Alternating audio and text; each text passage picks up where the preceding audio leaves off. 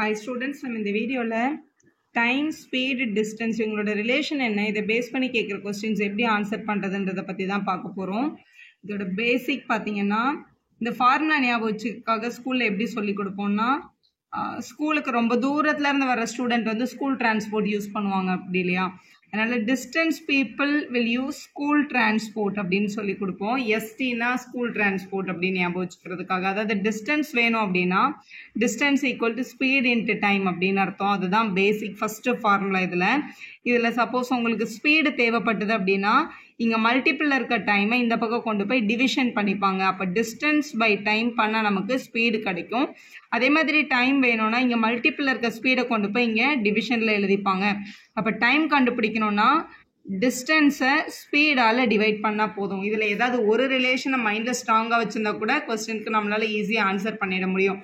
இப்போ ஒரு யூனிட் கொடுத்துருக்காங்க, அது டைமா ஸ்பீடா டிஸ்டன்ஸான்னு எப்படி கண்டுபிடிக்கிறது அப்படின்னு கேட்டிங்கன்னா, டைமோட யூனிட் வந்து செகண்ட்ஸ், மினிட், அவர் அந்த மாதிரி இருக்கும். யூனிட்டை பார்த்தாலே தெரியும். 5 ஹவர்ஸ்ன்னு கொடுத்துருக்கலாம், 5 செகண்ட்ஸ்ன்னு கொடுத்துருக்கலாம், 5 மினிட்ஸ்ன்னு கொடுத்துருக்கலாம். ஏதாவது ஒரு டைமில் அவரோ செகண்டோ மினிட்ஸ் இந்த மாதிரி இருந்துச்சுன்னா அந்த யூனிட் வந்து டைமோடது. மாதிரி டிஸ்டன்ஸ் வந்து கிலோமீட்டர், மீட்டர் அந்த மாதிரி கொடுத்துருப்பாங்க. ஸ்பீடுன்றது இவங்க ரெண்டு பேரோட காம்பினேஷனாக இருக்கும். அதாவது கிலோமீட்டர் போட்டு ஒரு பார் போட்டு அவர் கொடுத்துருப்பாங்க. கிலோமீட்டர் பர் அவர் இல்லைனா மீட்டர் பர் செகண்ட், இவ்வளோ மீட்டர் இவ்வளோ செகண்டில் போச்சு அப்படின்னு சொல்கிறது. ஸோ டைமும் உங்களோட டிஸ்டன்ஸையும் கலந்து கொடுத்துருந்தா தான் நம்மளோட ஸ்பீடோட யூனிட் கிடைக்கும்ன்றதையும் தெரிஞ்சுக்கோங்க.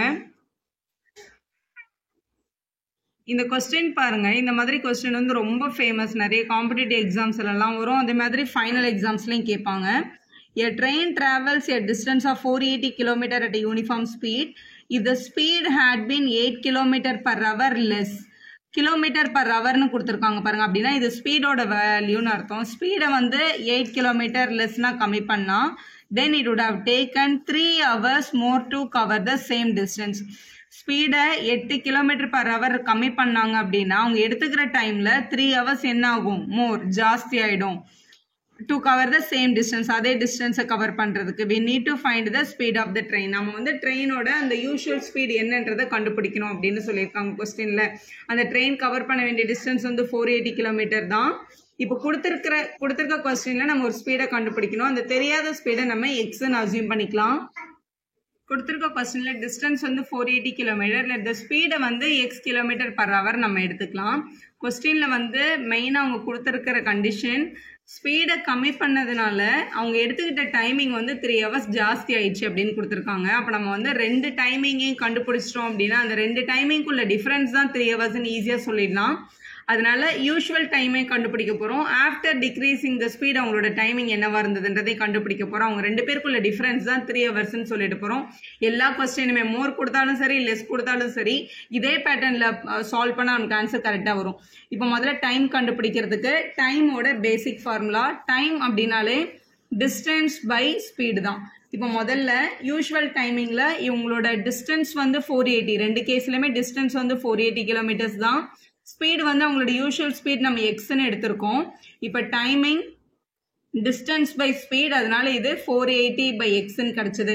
இதை நம்ம T1ன்னு எடுத்துக்கலாம். இப்போ ஆஃப்டர் டிக்ரீசிங் த ஸ்பீடை கம்மி பண்ணி ஓட்டும் போது அவங்களுக்கு எவ்வளோ டைம் ஆச்சு நம்ம கண்டுபிடிக்க போகிறோம். அப்போ கூட அவங்க கவர் பண்ணது அதே 480 கிலோமீட்டர்ஸ் தான். ஆனால் ஸ்பீடு மட்டும் என்னவாச்சு, எவ்வளோ கம்மி பண்ணாங்க, 8 கிலோமீட்டர் பர் ஹவர் கம்மி பண்ணியிருக்காங்க. அதனால இதை எக்ஸ் மைனஸ் 8ன்னு எடுத்துக்கணும். அந்த ட்ரெயினோட நார்மல் ஸ்பீடு எக்ஸ், இப்போ கம்மி பண்ணதுனால அதோட ஸ்பீடு வந்து X minus 8 kilometre per hour ஆயிருக்கு அப்படின்னு அர்த்தம். இப்போ இதோட டைமை கண்டுபிடிக்க போகிறோம். டைம் வந்து 2ன்னு எடுத்துக்கலாம். டைம் 2, டிஸ்டன்ஸ் பை ஸ்பீடு தான் அதே ஃபார்முலா. டிஸ்டன்ஸ் வந்து 480, ஸ்பீட் வந்து எக்ஸ் மைனஸ் 8ன்னு எழுதிக்கலாம். ஸோ T1 T2 ரெண்டு டைமிங்கே கண்டுபிடிச்சாச்சு. இது யூஸ்வலாக அந்த ட்ரெயின் எடுத்துக்கிற டைமிங், இது ஸ்பீடு கம்மியானதுனால அந்த ட்ரெயின் எடுத்துக்கிட்ட டைமிங். இந்த ரெண்டு டைமிங்க்கு உள்ள டிஃப்ரென்ஸ் தான் 3 ஹவர்ஸ். இது ரெண்டுத்தில் எது பிக் நம்பரோ அதை தான் முதல்ல எழுதணும். ஸோ T1 பெருசா T2 பெருசா அப்படின்னு யோசிங்க.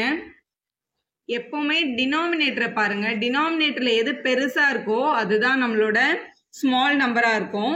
இப்போ இங்கே எக்ஸும் எக்ஸ் மைனஸ் 8ம் அது எப்படி சொல்கிறேன் அப்படின்னா இங்கே பாருங்களேன். ஃபார் எக்ஸாம்பிள் இது நமக்கு தேவையில்லாத உங்களுக்கு மறக்காமல் இருக்கிறதுக்கு இப்போ 10ன்னு ஒரு நியூமரேட்டர் இருக்குது, நான் இதை 2ஆல் டிவைட் பண்ணுறேன், இதை நான் 5ஆல் டிவைட் பண்ணுறேன். 2ஆல் டிவைட் பண்ணும்போது 5 ஆன்சராக கிடைக்கும், 5ஆல் டிவைட் பண்ணும்போது 2 ஆன்சராக கிடைக்கும். அப்போ 5 தான் பெரிய நம்பர் இல்லையா?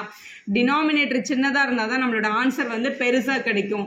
இப்போ எக்ஸும் எக்ஸ் மைனஸ் 8ம் இருக்குது. அப்போ இதில் எது சின்ன நம்பர்? எக்ஸ் மைனஸ் 8 தானே சின்ன நம்பர். அப்போ இதோட ஆன்சர் தான் நம்மளுக்கு பிக் ஆன்சர் கிடைச்சிருக்கும். அப்போ நம்ம சொல்லிடலாம் டைமிங் 2வையும் டைமிங் 1ஐயும் மைனஸ் பண்ணால் 3 hours கிடைக்கும்னு கொஸ்டினில் கொடுத்துருக்காங்க அப்படின்னு சொல்லிக்கலாம்.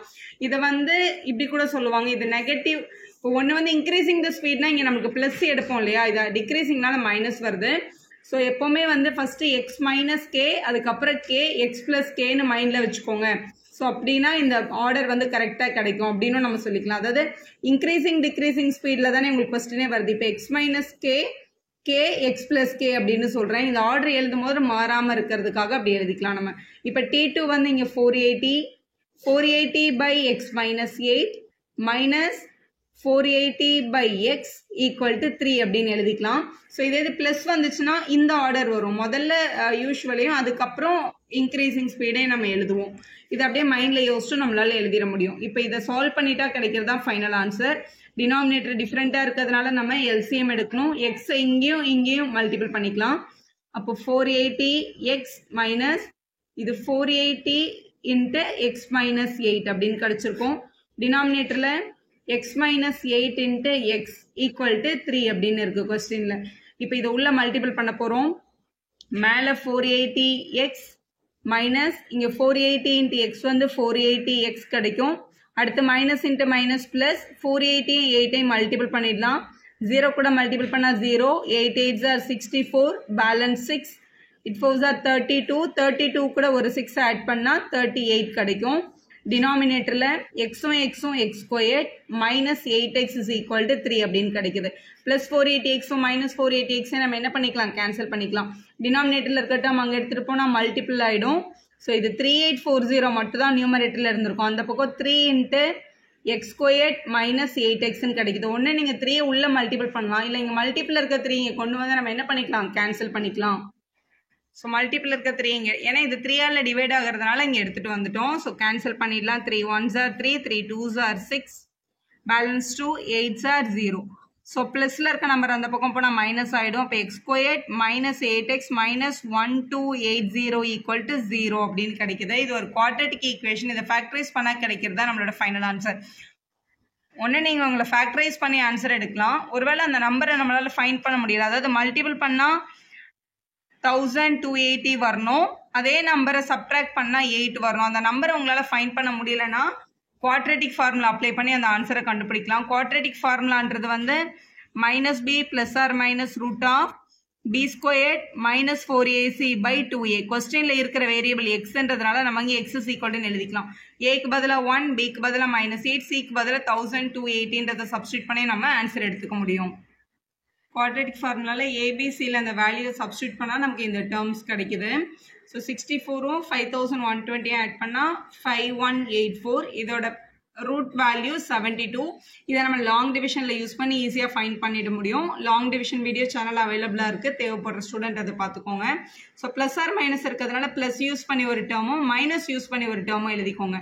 ஸோ ஆட் பண்ணால் 80/2 மைனஸ் பண்ணால் மைனஸ் 64/2 வருது. 80 கேன்சல் பண்ணால் 40, இது மைனஸ் 32. ஸ்பீடு வந்து கண்டிப்பாக நெகட்டிவில் இருக்காது. ஸ்பீடு மட்டும் இல்லை, டைம் டிஸ்டன்ஸ் எதுவுமே ஏரியா வேல்யூ இதெல்லாம் நமக்கு என்றைக்குமே நெகட்டிவில் வராது. அப்போ நெகட்டிவ் வேல்யூ பக்கத்தில் நாட் பாசிபிள்னு எழுதிட்டு usual speed of the train வந்து 40 km/h எழுதி கம்ப்ளீட் பண்ணுங்க. ஸோ ஈஸியாக ஆன்சர் பண்ணிடலாம். வீடியோ பிடிச்சிருந்தா ஒரு லைக் போடுவோம், உங்கள் ஃப்ரெண்ட்ஸ்க்கு ஷேர் பண்ணுங்கள். Subscribe our channel for more videos.